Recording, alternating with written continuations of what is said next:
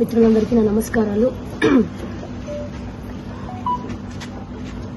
ఈరోజు శ్రీకాళహస్తి నియోజకవర్గంలో జనసేన పార్టీ శ్రేణులు, జనసేన పార్టీ నాయకులు, జన సైనికులు, వీర మహిళలందరూ ఒకటే కోరుకున్నాము. ఈ 5 సంవత్సరాలుగా 2018 నుండి కానివ్వండి ఇప్పటి వరకు ఈ 5 సంవత్సరాలుగా మా పోరాటం, మా కృషి, మా శ్రమ, మేము కష్టపడిన దానికి గాజు గ్లాస్ గుర్తు శ్రీకాళహస్తి నియోజకవర్గంలో ఉంటుంది, పోటీ చేస్తుంది, నిలబడతాము అనుకున్నాము. బట్ అన్ఫార్చునేట్లీ పొత్తులో భాగంగా శ్రీకాళహస్తి నియోజకవర్గంలో అది కుదరలేదు. పొత్తులో భాగంగా టీడీపీకి వెళ్లడం జరిగింది. నేను అందరికీ ఒకటే చెప్తున్నా, ఈ 5 సంవత్సరాలు నా వెంట నడిచిన మీరందరూ, మీ అందరికీ పాదాభివందనాలు. ఖచ్చితంగా ఈ 5 సంవత్సరాల్లో ఏ పదవి లేకపోయినా, ఎక్కడ సమస్య ఉన్నా,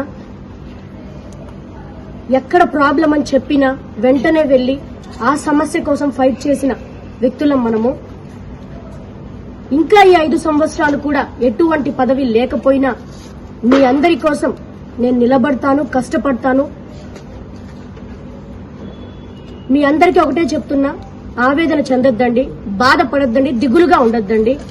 ఈ 5 సంవత్సరాలు మనం ఇంకా గట్టిగా పోరాడదాం.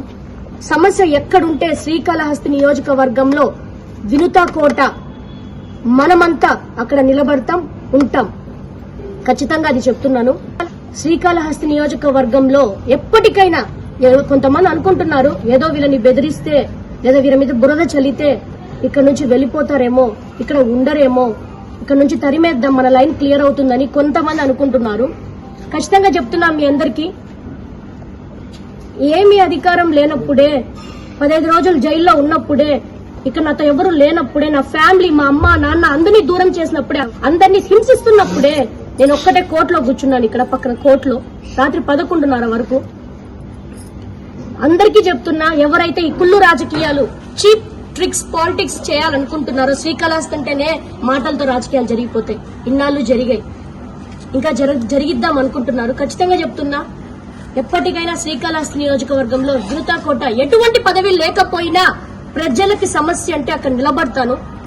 మీ అందరికీ భరోసా ఇస్తున్నాను. వీర మహిళలకి, నా కోసం ఇంతమంది, ప్రతి గడప, ప్రతి అడుగు నాతో నడిచిన ప్రతి ఒక్క మహిళకి చెప్తున్నాను, మీ వెంట నేను ఉంటాను తప్పకుండా. రోజు సభ తర్వాత, ఏదైతే సభ చిలకలూరుపేటలో జరుగుతుందో ఆ సభ తర్వాత కళ్యాణ్ గారు మనల్ని పిలుస్తానన్నారు, నన్ను పిలిచి మాట్లాడతానన్నారు. ఎటువంటి భరోసా మనకిస్తారో, మీ అందరికీ నేను ఎటువంటి భరోసా ఇవ్వాలో నేను మాట్లాడతాను. ఖచ్చితంగా ఎక్కడ తగ్గనివ్వను. కళ్యాణ్ గారితో మాట్లాడాక పార్టీ నాయకుల్ని, వీర మహిళని, జన సైనికులందరినీ పిలిచి మా కార్యాచరణ చెప్పి మీ ముందుకు తీసుకొస్తాము. 14th రిలీజ్ అయింది అనుకుంటా ఈ ఉమ్మడి అభ్యర్థి అనేది. దాదాపు ఈరోజు 17th, జరిగింది 14th నైటే 8:30 అరౌండ్ ఆ లోపు జరిగింది.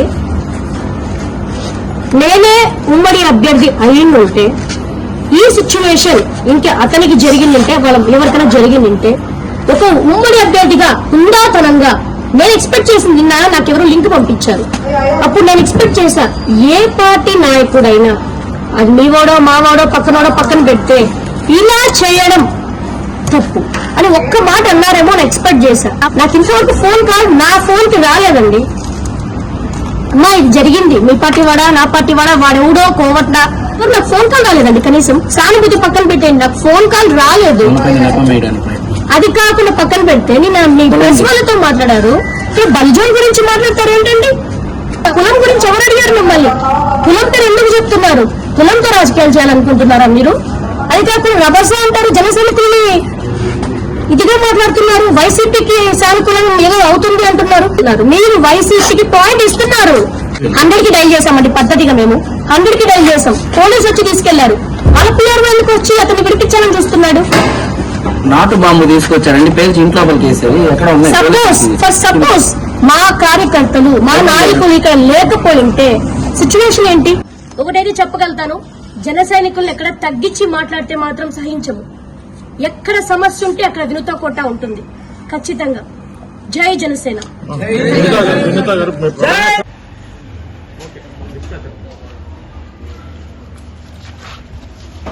జై జనసేన